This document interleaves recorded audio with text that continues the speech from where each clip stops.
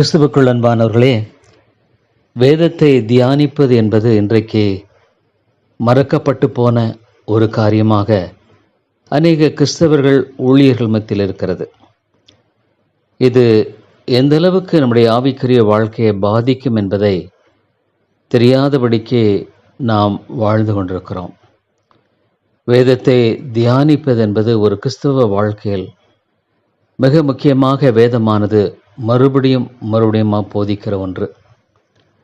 ஆனால் அதை நாம் செய்யாத பொழுது நம்முடைய ஆவிக்குரிய வாழ்க்கையில் அது எவ்வளோ பெரிய ஒரு இழப்பு என்பதை நாம் உணராத மட்டும், அறியாத மட்டும் அதை நாம் செய்ய வேண்டும் என்பதை குறித்ததான அவசியத்தை அறியாமல் வாழ்வது ஒரு அறியாமை, ஆவிக்குரிய அறியாமை என்றே சொல்ல வேண்டும். ஆகவே இந்த வேதத்தை தியானிப்பதை குறித்து நான் உங்கள் மத்தியில் முக்கியமான 7 காரியங்களை வைக்க விரும்புகிறேன். பல காரியங்கள் உண்டு, ஆனாலும் முக்கியமாக 7 காரியங்களை வைக்க விரும்புகிறேன். அது மாத்திரமல்ல, தொடர்ந்து இந்த வேதத்தை தியானிக்க வேண்டும் என்பதனுடைய அவசியத்தை குறித்து நான் அதிகமான சில யூடியூப்ஸ் மற்றவர்களை போட வேண்டும் என்ற பாரத்தை கொண்டிருக்கிறேன்.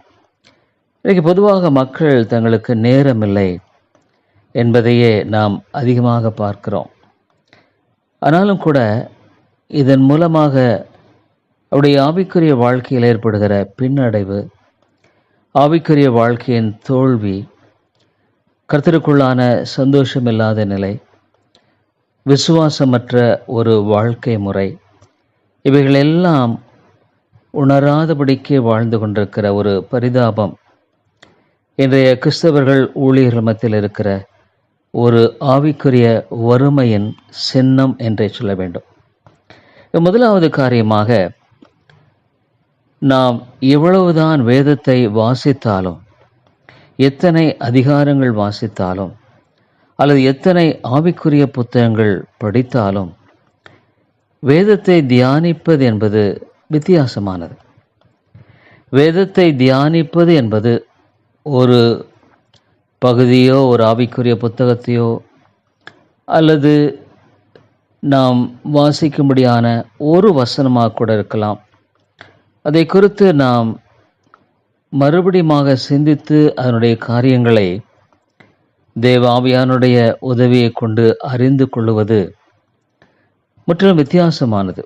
ஆகவே அநேகர் தாங்கள் வேதத்தை அதிகமாக படிக்கிறோம், அது போதும் என்று எண்ணிக்கொள்கிறார்கள். இல்லை, அதுக்கும் இதுக்கும் உண்மையாலுமே சொல்ல போனால் அது உங்களுக்கு அவ்வளவு பிரயோஜனமாக இருக்கும் என்பதை விட வேத அறிவுக்குள்ளாக கொண்டு செல்லலாம். ஆனால் நடைமுறை வாழ்க்கையில் வேதத்தை நாம் கடைபிடித்து வாழ வேத தியானம் மிக முக்கியமானது. வேத தியானத்தை புறக்கணிக்கும் பொழுது நம்முடைய வாழ்க்கையில் நம்முடைய இழப்பு மிக மிக அதிகம். இரண்டாவதாக, இந்த வேத தியானம் என்பது ஒருவேளை நாம் முடியுமானால் செய்யலாம், முடியாவிட்டால் செய்ய வேண்டிய அவசியமில்லை என்று சொல்லப்படவில்லை. இது ஒரு கட்டளையாகவே நமக்கு கொடுக்கப்பட்டிருக்கிறது வேதத்தில். மோசேயின் மரணத்துக்கு பின்பாக யோசுவாவுக்கு ஆண்டவர் சொன்ன இது ஒரு கட்டளை. யோசுவாவுக்கு மாத்திரமல்ல, அவளுக்கு பிரமாணமாய் கொடுக்கப்பட்டிருக்கிறது, நமக்கு ஒரு கட்டளையாக இருக்கிறது. ஆண்டவர் மோசே தோற்று போன அந்த தேசங்களை சுதந்திரிக்கிற காரியத்தில் யோசுவா முன்னிறுத்தப்பட்ட பொழுது ஆண்டவர் அதைத்தான் யோசுவாவினிடத்தில் சொன்னார். என்ன சொன்னார்னா, அந்த யோசுவா 1வது அதிகாரம் 8வது வசனத்தில், இந்த நியாயப்பிரமாண புஸ்தகம் உன் வாய் விட்டு பிரியாதிருப்பதாக, இதில் எழுதியிருக்கிறவைகளின்படியெல்லாம் நீ செய்ய கவனமாயிருக்கும்படி. உண்மையாலே வேத தியானம் என்பது நம்முடைய வாழ்க்கையில் நம்மை வேத சத்தியத்துக்கு ஏற்ற வண்ணமாக நடைமுறைப்படுத்துகிற ஒரு வாழ்க்கைக்கு நம்மை ஆயத்தப்படுத்துகிறது. ஆகவே தான் ஆண்டவர் சொல்றார், நீ இந்த நியாயப்பிரமாண புஸ்தகம் உன் வாய் விட்டு பிரியாதிருப்பதாக, இதில் எழுதியிருக்கிறபடியெல்லாம் நீ செய்ய கவனமாயிருக்கும்படி இரவும் பகலும் இதை தியானித்து கொண்டிருப்பாயாக. வேத சிந்தனை என்பது, அதை தியானிப்பது என்பது யோசுவாவுக்கு கொடுக்கப்பட்ட ஒரு கட்டளை. அப்பொழுது நீ உன் வழியை வாய்க்க பண்ணுவாய், அப்பொழுது புத்திமானாயும் நடந்து கொள்வாய். 2 காரியம் சொல்ல, உன் வழி அப்பொழுது வாய்க்கப்படும், நீ புத்திமானாய் நடந்து கொள்வாய். ஆகவே வேத தியானம் என்பது நமக்கு கொடுக்கப்பட்ட ஒரு கட்டளை. இன்றைக்கு அநேக மக்கள் ஏன் ஆவிக்குரிய வறுமையில் வாழ்கிறார்கள் என்று சொன்னால், ஆவிக்குரிய வாழ்க்கையில் வெற்றி இல்லை, விடுதலை இல்லை, கர்த்தருக்குள்ளான சந்தோஷம் இல்லை, மகிழ்ச்சி இல்லை, விசுவாசம் இல்லை. ஏன்னா ஆண்டுடைய வார்த்தையை தியானிப்பதில்லை. 3வது காரியமாக, தேவனுடைய வசனத்தை நமக்கு ஆத்தும ஆகாரமாக கொடுத்திருக்கிறார். இந்த ஆத்தும ஆகாரத்தை நாம் எவ்விதமாக உட்கொள்ளுவது? தேவனுடைய வார்த்தை நமக்கு ஆகாரம். ஆனால் இதை எவ்விதமாக உட்கொள்ளுவது என்று சொல்லும் பொழுது ஆண்டவர் தெளிவாக சொல்லியிருக்கிறார், அப்பத்தினாலே மாத்திரமல்ல, தேவனுடைய வார்த்தையில் ஒரு வார்த்தை நான் பிழைப்பான். உன்னுடைய வாழ்க்கைக்கு இந்த வேத வசனங்கள் ஆகாரமாக கொடுக்கப்பட்டிருக்கிறது. சரீரத்துக்கு எப்படி ஆகாரம் தேவையோ அவ்விதமாக இது ஆகாரமாக உனக்கும் எனக்கும் கொடுக்கப்பட்டிருக்கிறது. இதை ஆண்டுடைய வசனத்தை நாம் எவ்விதமாக ஆகாரமாக உட்கொள்ளலாம் என்று சொன்னால், அவருடைய வார்த்தையை உட்கார்ந்து தியானித்து அதை நாம் நமக்குள் ஆழமாக செலுத்துவது. ஒரு மாடு வேகமாக புல் மேய்ந்தாலும் தனியாக உட்கார்ந்து அதை மறுபடியும் அரவை போட்டு உள் செலுத்துகிறது. ஆகவே உன்னுடைய வாழ்க்கையில் ஆத்தும ஆகாரமாக அவனுடைய வார்த்தை இருக்க வேண்டுமானால், நீ ஆவிக்குரிய வாழ்க்கையில் பலசாலியாய் வாழ வேண்டுமானால் அவனுடைய வார்த்தையை தியானிக்க பழகு. தனியாக உட்கார்ந்து மாத்திரமல்ல, இரவும் பகலும் தேவனுடைய வார்த்தையில் தியானமாக இருக்கிற மனுஷன் பாக்கியவான், ஆசீர்வதிக்கப்பட்டவன். 4வதாக, வேதத்தை தியானிப்பதன் மூலமாக மாத்திரம்தான் நீ இந்த தேவனை நெருக்கமாக அறிந்து கொள்ள முடியும். வேதத்தை வாசிக்கிறோம், அவர் சர்வ வல்லவர் என்பதை, இன்னும் அவருடைய நித்திய திட்டங்கள், இவைகள் எல்லாவற்றையும் வாசிக்கிறோம், நல்லது. ஆனாலும் கூட இந்த தேவனை யார், அவர் எவ்விதமானவர், அவருடைய குணாதிசயங்கள், இவைகள் எல்லாவற்றையும் நாம் நம்முடைய வாழ்க்கையில் அறிந்து அதை நம்முடைய வாழ்க்கையில் உள்ளாக பற்றி கொள்ளுகிற அந்த விசுவாசத்துக்கு எதுவாக கொண்டு செல்ல அவருடைய வார்த்தையின் தியானம் மிக முக்கியம். வேதமே சொல்லுகிற ஒரு காரியம், அவர் யார், எனக்கும் அவருக்கும் உள்ள உறவு என்ன, என்னுடைய வாழ்க்கையில் அவரை நான் மேலும் அறிவதே என்னுடைய வாழ்க்கையின் இலக்காக குறிக்கோளாக இல்லை என்றால், ஆவிக்குரிய வாழ்க்கையில் மிகப்பெரிய ஒரு இழப்புக்குள்ளாக நான் இருக்கிறேன். சரியான ஒரு ஸ்டாண்டிங்கில் நான் இல்லை, நிலையில் இல்லை. தியானம் என்பது தேவனை சரியாய் அறிந்து கொள்ளுகிற அந்த அறிந்து கொள்ளுதலின் வளர்ச்சி. நாளுக்கு நாள் அவரை அதிகமாக இன்னும் அறிந்து கொள்ளுகிறது. அவரை அறிவதே நித்திய ஜீவன். 5வதாக, உன்னுடைய வாழ்க்கையில் பாவம் செய்யாதபடிக்கு கர்த்தருடைய வசனம் தியானத்தின் மூலமாக உனக்கு தேவன் கொடுத்திருக்கிறார். சங்கீதக்காரர் 119:11 நான் நமக்கு விரோதமாய் பாவம் செய்யாதபடிக்கு உமது வாக்கை என் இருதயத்தில் வைத்தேன். அப்போ அவனுடைய வார்த்தையை நாம் தியானித்து அதை நம்முடைய இருதயத்தில் பதித்து கொள்ளுகிற காரியம் என்பது மிகவும் முக்கியமான ஒரு காரியம். மேலோட்டமாக படிப்பது நம்முடைய வாழ்க்கையில் உதவி செய்யாது. தியானத்தின் மூலமாக கர்த்தருடைய வார்த்தையை நீ இருதயத்தில் பதித்து பாதுகாத்து பேணி அதை நீ உன்னுடைய வாழ்க்கையில பற்றி கொண்டு வாழுகிற ஒரு வாழ்க்கை முறைக்கு வழிநடத்தப்படுகிறாய். ஆகவே தேவனுடைய வார்த்தை உனக்குள் இல்லை என்றால் நீ பாவத்தின் மேல் வெற்றி உனக்கு இருக்காது. அது எந்த விதமான பாவமாக இருக்கலாம். மறுபடியும் உன்னுடைய பாவத்தின் வாழ்க்கையில் நீ விழுந்து போகிற காரியம் தோல்வியின் வாழ்க்கை. 6வதாக, தேவனுடைய வார்த்தையை தியானிப்பது என்பது உன்னுடைய வாழ்க்கையில் உன்னை பரிசுத்த பாதையில் வழிநடத்தும்.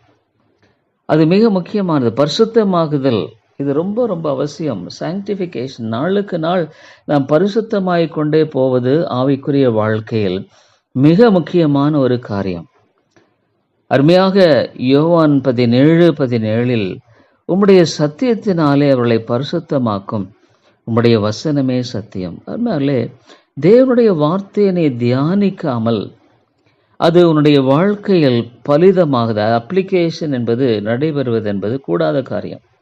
மூளை அறிவில் அறிவது வேத வாழ்க்கை அல்ல. அதில் இருதயபூர்வமாக உணர்ந்து அதனுடைய பரிசுத்தமாகுதலுக்கும் அதனுடைய உண்மையான பாதிப்புக்குள்ளான ஒரு ஆவிக்குரிய வாழ்க்கையும் தியானத்தின் மூலமாக தான் கிடைக்கும். அவருடைய வார்த்தையினை சிந்திப்பது, படித்த வசனங்களை மறுபடியும் தேவ ஆவியானவரை கொண்டு சிந்திப்பது. உண்மையாலுமே தேவனுடைய வார்த்தையை சிந்திப்பதில் இருக்கிற மகிழ்ச்சி எதுவுமே கிடையாதுங்க. நீங்கள் சிந்தித்து பார்க்க வேண்டும். அது மிகப்பெரிய ஒரு மகிழ்ச்சியான ஒரு காரியம். 7வது கடைசியாக, உன்னுடைய வாழ்க்கையில் வீண் சிந்தனைகளிலிருந்து நீ விடுபடுவாய். உன்னுடைய மனமானது ஒரு the battle ground of the devil. பிசாசுக்கு உன்னுடைய மைண்ட் ஒரு பெரிய பேட்டில் கிரவுண்ட். அங்கே தான் அவன் செய்கிறான் யுத்தமெல்லாம். பலவிதமான குழப்பங்கள், பலவிதமான எண்ணங்கள், பலவிதமான சிந்தனைகள், கவலைகள், உலக ஆசை, உலக பிரகாரமான வாஞ்சைகள், பல விதங்களில் உன்னுடைய மனதை போட்டு அவன் அங்கு முற்றுமாக ஆக்கிரமித்துக் கொள்கிறான் என்று கூட சொல்ல முடியும். உன்னுடைய மனதில் விடுதலை இல்லை. No freedom in your mind. ஆனால் ஆண்டவருடைய வசனத்தை தியானிக்கும் பொழுது இட்ஸ் ரீப்ளேஸ்ட். அந்த சிந்தனைகள் எல்லாம் நீக்கி வேதத்தை முக்கியப்படுத்தி வாழுகிற அந்த வாழ்க்கையின் காரியத்துக்கு தேவையான தேவ சிந்தனை, கர்த்தருடைய வசனத்துக்கு ஏற்ற சிந்தனைகள் உன்னுடைய வாழ்க்கையில் காணப்படும். அதுவேதான் அழகாக சங்கீதக்காரன் சொல்லுகிறார். என்ன சொல்றாருன்னா, வீண் சிந்தனைகளை நான் வெறுத்து உம்முடைய வேதத்தில் பிரியப்படுகிறேன். I hate vain thoughts but thy law I love. அதனாலே அந்த வீண் சிந்தனைகளினால நீ வீணா போற. உன்னுடைய ஆவிக்குரிய வாழ்க்கை வீணாய் போய் கொண்டிருக்கிறது. வெளிப்பிரகாரமாக நீ ஒரு ஆவிக்குரிய மனிதனைப் போல நடிக்க வேண்டியதாக இருக்கிறதே ஒழிய உள்ளான இருதயத்தில் உனக்கு விடுதலை இல்லை. உன்னுடைய எண்ணங்கள், சிந்தனைகள் உன்னை அதிகமாய் பாதித்து உன்னுடைய சமாதானத்தை சீர்குலைக்கிறது, சந்தோஷத்தை எடுத்து போடுகிறது. வெற்றியாய் நீ வாழ முடியவில்லை. ஆண்டவருக்காக ஒரு பிரயோஜனமான பாத்திரமாய் வாழ முடியவில்லை. உன்னுடைய வாழ்க்கையானது ஒரு இரட்டை வேடம் போட்ட ஒரு வாழ்க்கையாகவே இருக்கிறது. வெளியே ஒன்று, உள்ள ஒன்று. ஆனால் தேவனுடைய வார்த்தையை தியானிக்கிற ஒரு வாழ்க்கை முறை எனக்கு இருக்குமானால் வீண் சிந்தனைகள் உன்னை அதிகமாக தாக்கி மேற்கொள்ள முடியாது. உன்னுடைய மனது தேவனுடைய வார்த்தைகளினால அங்கு அதிகமாக பதிக்கப்பட்ட நிலையில் அதனுடைய தாக்கம் என்பது கர்த்தருடைய வசனத்துக்கு ஏதுவாக திருப்பப்பட்டிருக்கும். இல்லை, அதனால தான் அருமையாக சங்கீதக்காரன் சொல்கிறார், வெறுக்கிறேன், அதை உன் வேதத்தில் பிரியப்படுகிறேன். I love. மேலே உன்னுடைய வாழ்க்கையை யோசிச்சுப்பார். வேத தியானம் இல்லாமல் நீ வாழுவது உன்னுடைய ஆவிக்குரிய வாழ்க்கையில் மிகப்பெரிய ஒரு இழப்பு. வல்லமை இல்லாத வாழ்க்கை. தேவ ஆவியானவர் உன்னோடு கூட பேசும்படியாக ஆண்டவர் கொடுத்திருக்கிற அந்த வார்த்தையின் வழிமுறையை நீ அடைக்கும் பொழுது நீ உண்மையாலுமே மிகப்பெரிய இழப்பை சந்திக்கிறாய். ஏற்கனவே நீ ரொம்ப இழந்து போயிருக்கிற. உன் வாழ்க்கையில் வெற்றி இல்லை, விடுதலை இல்லை. நீ என்னதான் ஊழியக்காரன் போதித்தாலும் சரி, ஒரு விசுவாசி பேசினாலும் சரி, விடுதலை இல்லை. சத்தியத்தையும் அறிவீர்கள், சத்தியம் உங்களை விடுதலையாக்கும் என்று சொன்ன அந்த வார்த்தையானது உன்னுடைய வாழ்க்கையில் உண்மையாலுமே அது நிரூபிக்கப்பட வேண்டுமானால், அதனுடைய பிரயோஜனத்தன்மை காணப்பட வேண்டுமானால் நீ தியானித்து பழகாமல், நீ சத்தியத்தை அறிந்திருக்கிற அந்த காரியம் மூளை அறிவாக இருக்குமே ஒழிய இருதயபூர்வமான சத்தியத்தை அறிந்து கொண்ட ஒரு காரியமாக இருக்காது. சத்தியத்தின் விடுதலை உனக்குள்ள இருக்காது. பாவத்தை மேற்கொள்ளுகிற வாழ்க்கை, பிரச்சனைகளை சந்திக்கும் பொழுது விசுவாசத்தோடு எதிர்கொள்ளுகிற அந்த திட மனது, ஆண்டவருக்குள்ளாக நெருக்கமாய் வாழுகிற வாழ்க்கை, தேவனுடைய வார்த்தை உன்னை ஆண்டவருக்கு நெருக்கமாக கொண்டு வர. நான் ஏற்கனவே சொன்ன மாதிரி ஆண்டவரை நீ அறிய அறிய அறிய எந்த அளவுக்கு மூளை அறிவில் அறிவது பிரயோஜனம் இல்லை, இருதயபூர்வமாக எந்த அளவுக்கு நீ ஆண்டவரை அறியறையோ. கிறிஸ்தவ வாழ்க்கை என்பது அவரோடு நெருங்கி வாழுகிற வாழ்க்கை. பர்சனல் ரிலேஷன்ஷிப் வித் காட், தேவனோடு தனிப்பட்ட உறவு கொண்ட ஒரு வாழ்க்கை. அது இல்லாமல் உன்னுடைய வாழ்க்கையில் உன்னுடைய ஆவிக்குரிய வாழ்க்கை என்பது தோல்வியே தவிர வெற்றி அல்ல. இதை சிந்தித்துப்பார். உன்னுடைய வாழ்க்கையை சீர்படுத்து. தியானிக்க கற்றுக்கள், தியானிக்க பழகு. இதை குறித்து நான் இன்னும் அதிகமாக மக்கள் மத்தியில் எடுத்து பேச வேண்டும் என்று விரும்புகிறேன். கர்த்தர் உங்களை நிச்சயமாக இதை கொண்டு ஆசீர்வதிக்க வேண்டும் என்பது என்னுடைய பாரத்தோடு இதை நான் உங்களுக்கு சமர்ப்பிக்கிறேன். கர்த்தர் உங்களை ஆசீர்வதிப்பாராக. நன்றி.